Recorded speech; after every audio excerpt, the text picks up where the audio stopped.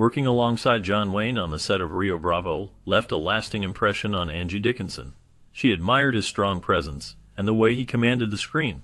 Their chemistry was palpable, making their scenes together memorable. Angie appreciated Wayne's professionalism and dedication to his craft, often recalling how he made her feel comfortable during filming.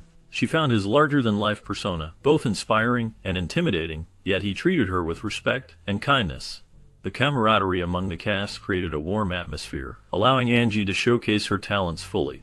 She often spoke about the joy of working in such a collaborative environment, where everyone contributed to the film's success. The experience shaped her view of Hollywood, highlighting the importance of teamwork and mutual support.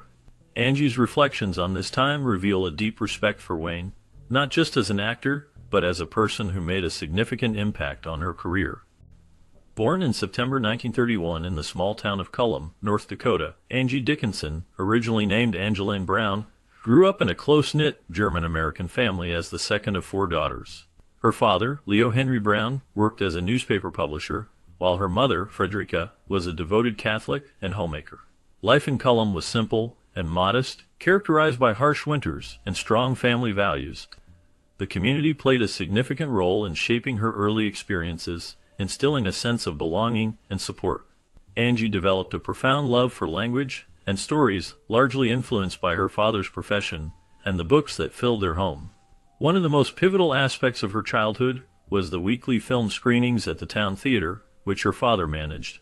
These black and white films provided a glimpse into a world far removed from her own, igniting her imagination and dreams of glamour and adventure. From those dimly lit seats, Angeline began to envision a life filled with excitement and opportunities beyond the plains of North Dakota. As the Brown family faced challenges, Angie Dickinson's life changed dramatically at the age of 11. Her father's growing struggle with alcohol created a difficult home environment, prompting her mother to make a significant decision. They moved to Burbank, California, seeking a fresh start away from their troubles. This relocation opened the door to Hollywood, with its movie studios nearby and stars becoming part of everyday life. Although Angie did not initially pursue acting, she thrived in her new environment. She excelled academically, showcasing her sharp intellect and building confidence that would later benefit her in the entertainment industry. Attending Bellarmine Jefferson High School and later Immaculate Heart College, she eventually transferred to Glendale College to study business. Her early ambitions were practical, and she worked as a secretary while also winning a beauty contest in 1953. This victory led to appearances on variety shows, capturing the attention of producers and directors who recognized her poise and charisma. What started as a search for stability transformed into a promising journey toward stardom. Even during her high school years, Angie Dickinson was hard to miss. Tall, poised, and already radiating a natural elegance, she combined beauty with sharp intellect, an uncommon mix that made her stand out in any room. At Bellarmine Jefferson High School in Burbank, she wasn't just known for her looks, but also for her academic prowess and public speaking skills. She won the 6th Annual Bill of Rights Essay Contest, a prestigious achievement that highlighted her eloquence and understanding of American values, an early sign of the depth behind her glamour. Her dream at the time wasn't acting.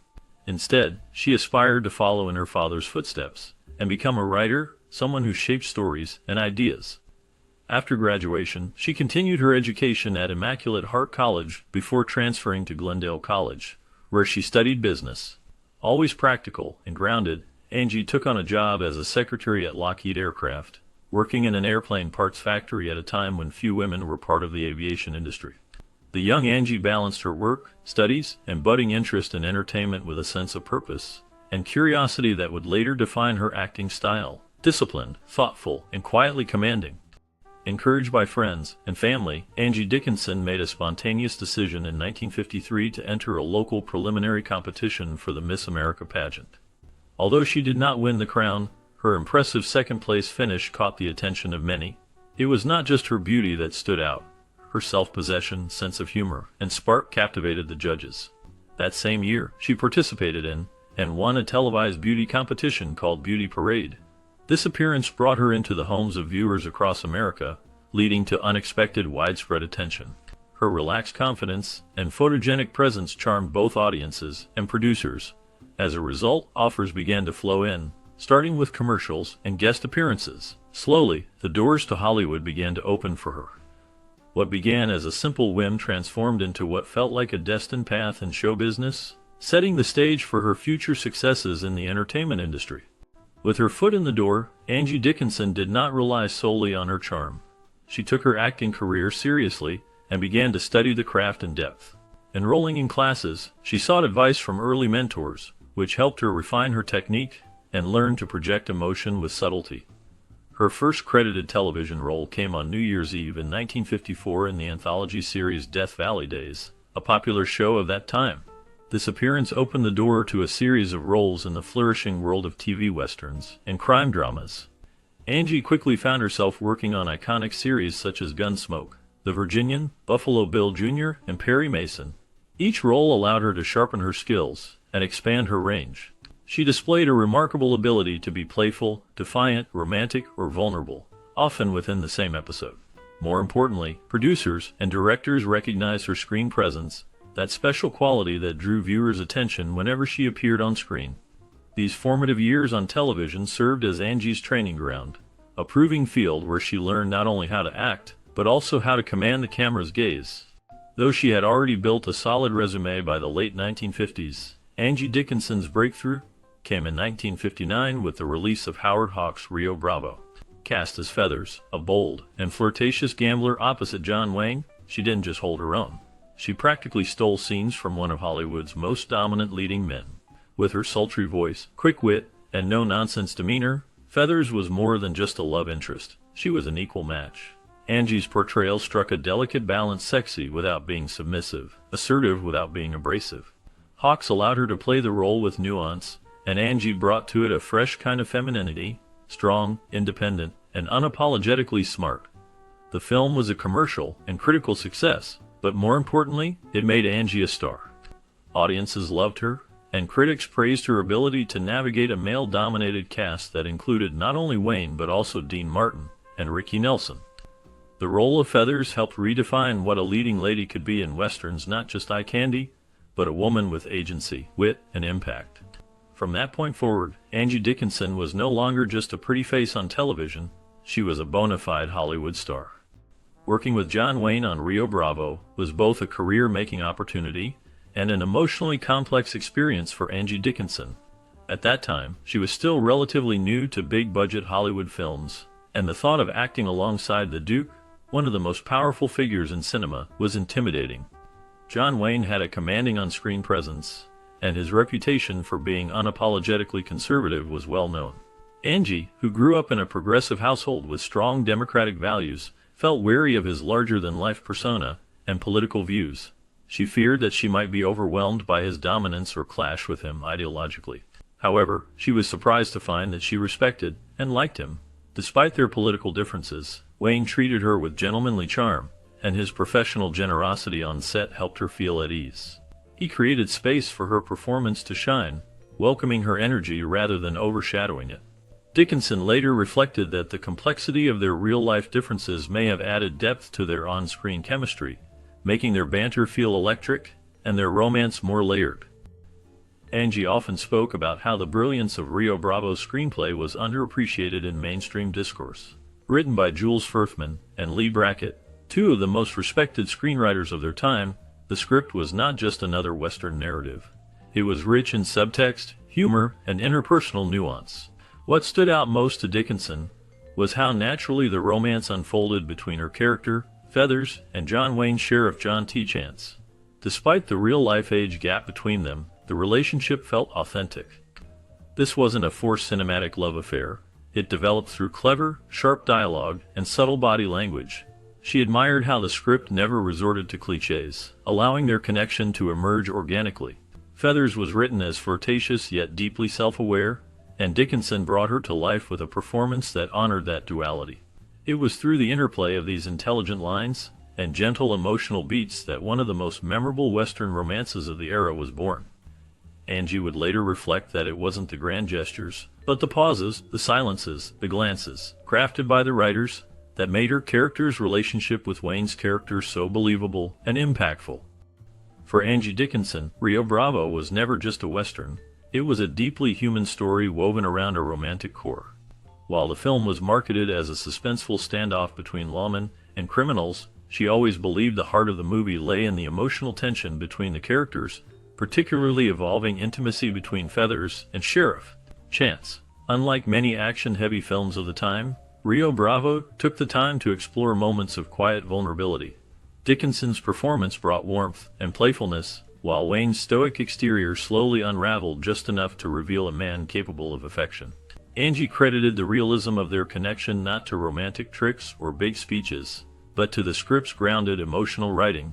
It portrayed a slow-burn relationship that respected both characters' histories and fears. The way Feathers challenges Chance, flirts with him, but also offers comfort and loyalty, turned the film into something more than a standard genre piece. It became a story about trust, healing, and the courage to love. It's this emotional undercurrent, Dickinson believed, that made Rio Bravo timeless, and why audiences return to it not just for gunfights, but for the romance.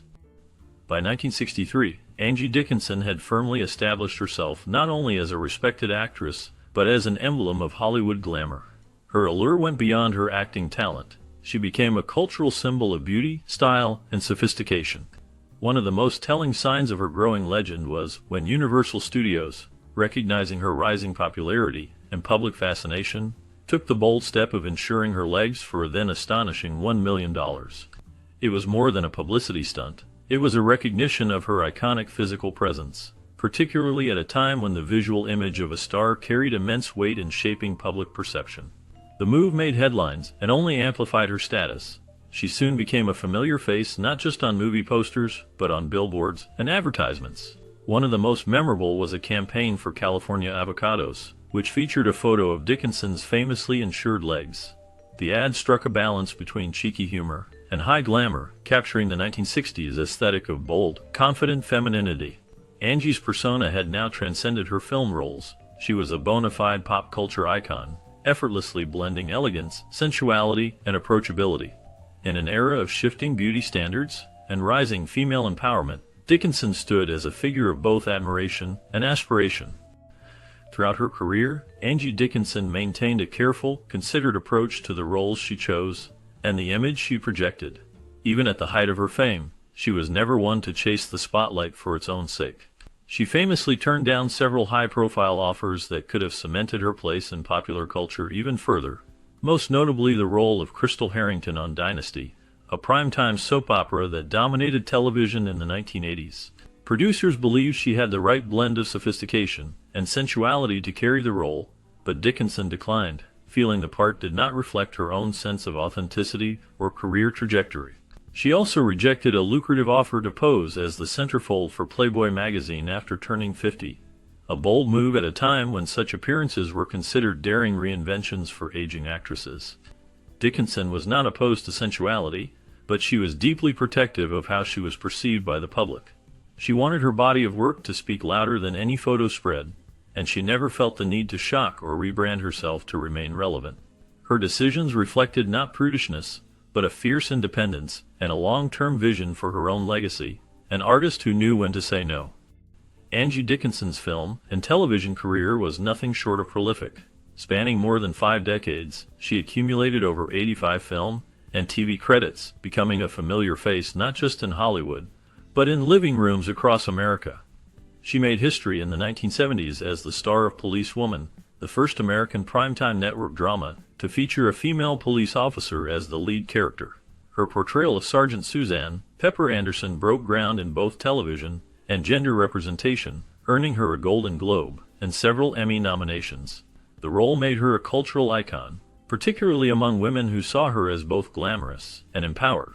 However, Dickinson was never content to be defined by a single role. In film, she held her own in gritty classics like Point Blank opposite Lee Marvin, showcasing a cooler, edgier side of her talent. In Brian De Palma's Dressed to Kill, she delivered one of her most memorable and controversial performances, portraying a sexually frustrated housewife whose story became the fulcrum of the film's psychological thriller plot.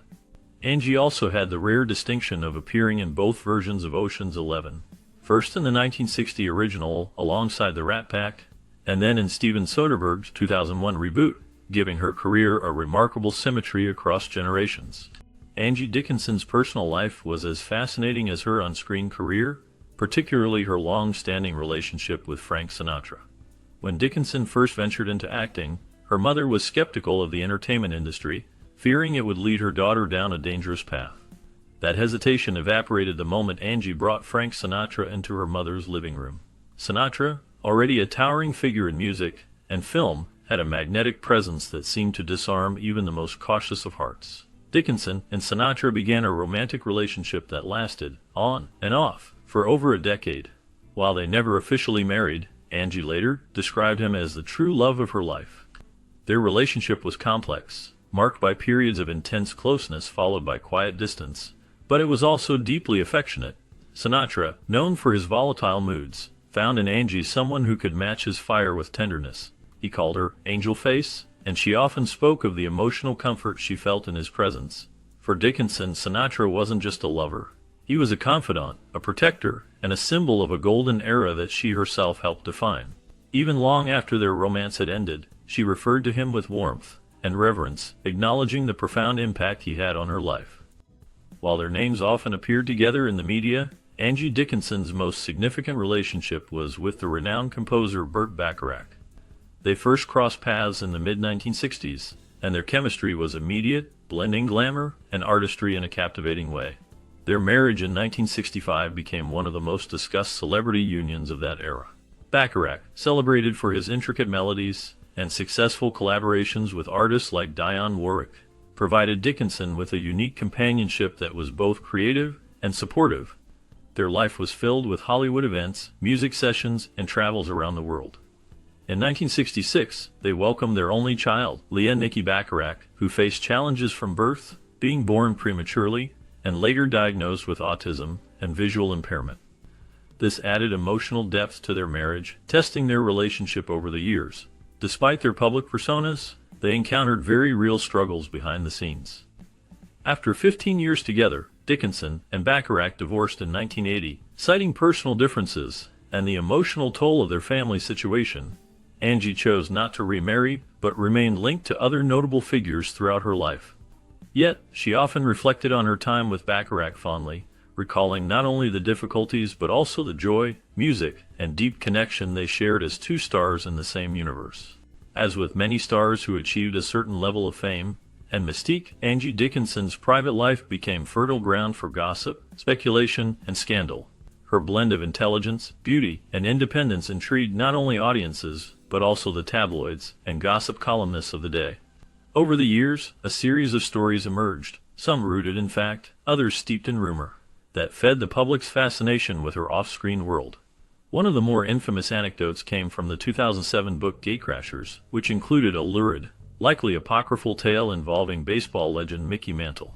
The account alleged that during a private encounter, Mantle became violently ill on Dickinson, a story that, regardless of its truth, underscored the bizarre and often invasive nature of celebrity culture in America. Dickinson, known for her poise, largely refrained from engaging with such stories publicly, choosing instead to keep her dignity intact and focus on her work.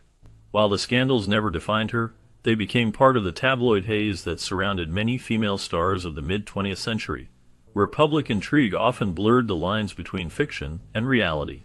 Through it all, Angie maintained an aura of mystery and control, rarely addressing such tales, and instead letting her filmography and personal dignity speak on her behalf. The name Dickinson, which would become synonymous with Hollywood elegance, came not from a stage decision, but from her first marriage. Angie married Gene Dickinson, a former college football star, in 1952, long before her rise to cinematic fame. At the time, she was still known as Angeline Brown, but the marriage, though short-lived, gave her a surname that would become part of her identity for the rest of her life. The relationship lasted until 1960, and while it ultimately ended in divorce, there was no public animosity between the two. Angie decided to keep the name professionally, finding it both distinguished and well-suited for Hollywood billing. It also marked a turning point. By the time her career began to accelerate in the late 1950s, she was already known as Angie Dickinson. In the years to follow, her surname would be etched into film credits, television screens, and the collective memory of moviegoers. Though Gene Dickinson faded from the public eye, his name remained forever linked to one of the screen's most beloved actresses. Angie Dickinson's legacy is anchored in a career that spans over 5 decades, defined not just by longevity, but by her consistent refusal to be boxed into one role or type. She shared the screen with a staggering list of iconic leading men: John Wayne, Frank Sinatra, Lee Marvin, and Rock Hudson, to name just a few. Yet, she never played second fiddle. With every role, she brought a nuanced blend of strength and vulnerability, charm and intellect. In the 1960s and 70s, at a time when Hollywood was still grappling with how to portray women outside of traditional molds, Dickinson carved out a space that was distinctly her own. Whether she was playing a flirtatious gambler in Rio Bravo, a determined police officer in Policewoman, or a troubled housewife in Dressed to Kill, she gave her characters dimension and dignity. She embraced roles that challenged stereotypes, showing that a woman could be sexy without being submissive, tough without being cold, and graceful without being fragile. Even in her later years, Dickinson reflected on her career with thoughtful clarity, expressing pride in the choices she made and the roles she turned down. She knew the power of timing, of saying no, and of choosing work that resonated with her values. Her legacy is one of bold independence and quiet resilience, a blueprint for future generations of actresses. Reflecting on her time with John Wayne during the filming of Rio Bravo, Angie Dickinson shared insights that revealed the profound impact he had on her career and personal growth. She admired his commanding presence and the way he effortlessly drew audiences into the story. Their on-screen chemistry was not just a product of talent, but also of mutual respect and support. Angie felt a sense of comfort working alongside Wayne, who was known for his professionalism and dedication. This environment allowed her to shine and fully express her abilities as an actress. The warmth and camaraderie among the cast fostered a collaborative spirit that made the filming process enjoyable and fulfilling. Angie's experiences on set highlighted the significance of teamwork in filmmaking, showing how collective effort can lead to success. Her reflections serve as a testament to the lasting relationships formed in Hollywood, and the respect she held for Wayne, both as a legendary actor and as a kind-hearted individual who influenced her journey in the